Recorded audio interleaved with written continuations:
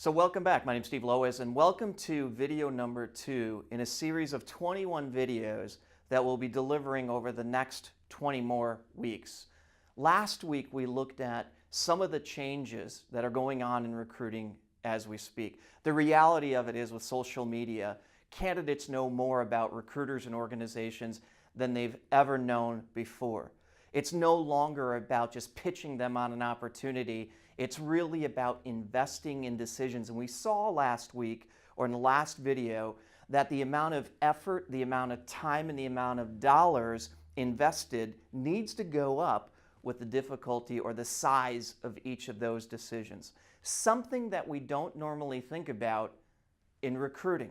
We don't think about investing in candidates as they go through the decision-making process. Sometimes we think about the time, but think about the dollars, the things that we could be doing to help them make decisions. So that was video number 1. Video number 2, we're going to look at something quite different, but with some of the same effects. And it's this idea that we now live in this, what I call this post-trust era. I mean, there's 4 things that we're going to look at here. Number 1, where are we today? Number 2, what do I mean by this idea, or what caused this idea of living in a post-trust era? How did we get here in the first place? Number 3, we'll look at how does that affect recruiters and what I would call now the new economy, which we'll get back to here in a second.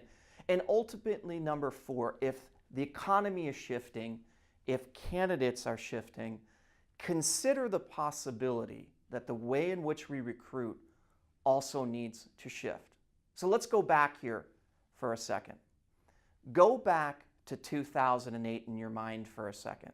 In 2008, what was happening? Where were you? Where were you working? What were you doing when you heard about the economic collapse?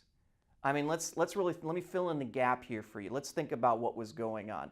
In 2008, people that had made job changes in 2007 lost their jobs in 2008. 401ks were being wiped out by the droves. There just wasn't enough money. Their homes were being foreclosed on at a rate never seen before. At the same time, we were in a war that had been going on for 5 years at that point. 50% of the U.S. blamed the previous president.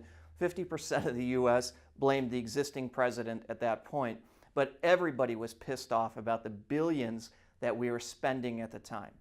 Yet on TV, we would watch, whether it was a politician or a CEO, would fly into these hearings on their private jets, yet unemployment was the worst that it's been since the Great Depression. I mean, think about the situation that we were in. Think about the potential for skepticism that it created in people when they weren't able to put food on the table, when they were losing their homes, and when they were unemployed for a year, for 2 years, for 3 years at a time. Now, as the United States, we had gone through those things before. I mean, we've gone through the Great Depression. We've had the dot-com bust in 2000. But for some reason, 2008, 2009, and 2010 seemed to have an entirely different impact on us as consumers, as candidates, on just general buyers of stuff, ideas, positions, processes. I mean, if you really think about it, it was a time to make us skeptical. But the question becomes, why?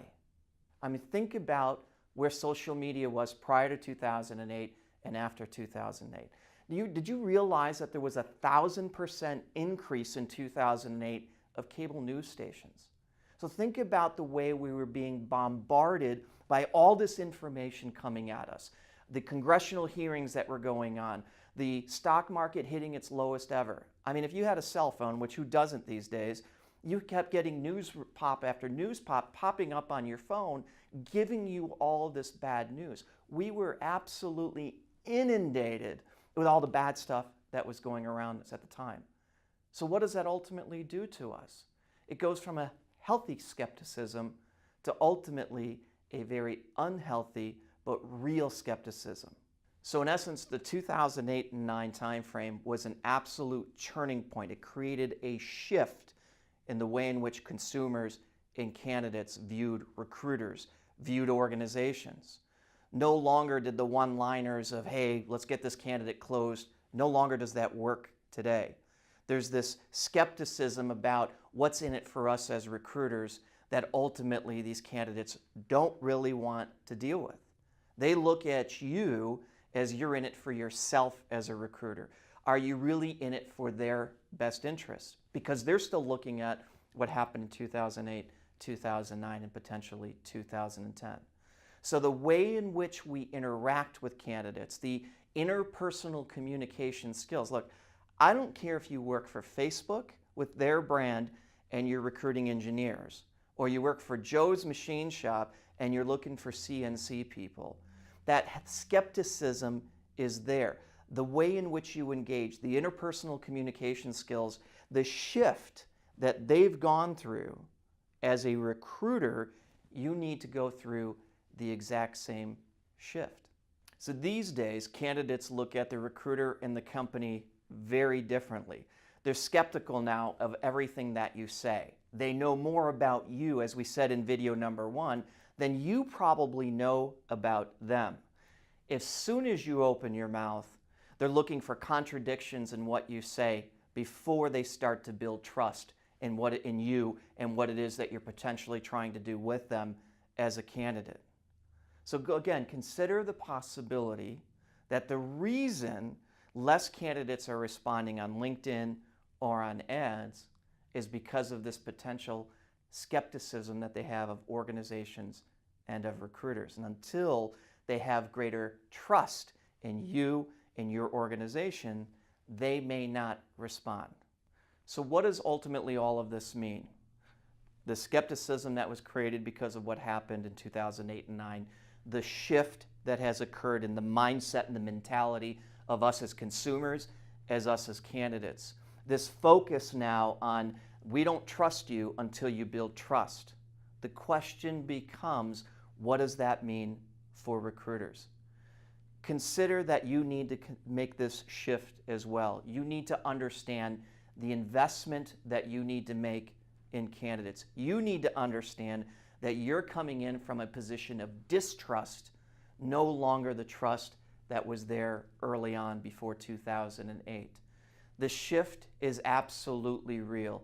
As recruiters, we need to understand what happened, that it continues to happen, that the shift continues to grow because of social media, and ultimately our approach has got to shift along with that. In the next segment, we'll talk specifically about the 3 traditional communication styles that salespeople, that parents, and that as recruiters we use to try to drive that other person ultimately to a point of where we want them. But we have to do it based on the principles of re-engaging and re-earning the trust that ultimately we've all lost in this post-trust era. Look forward to the next video.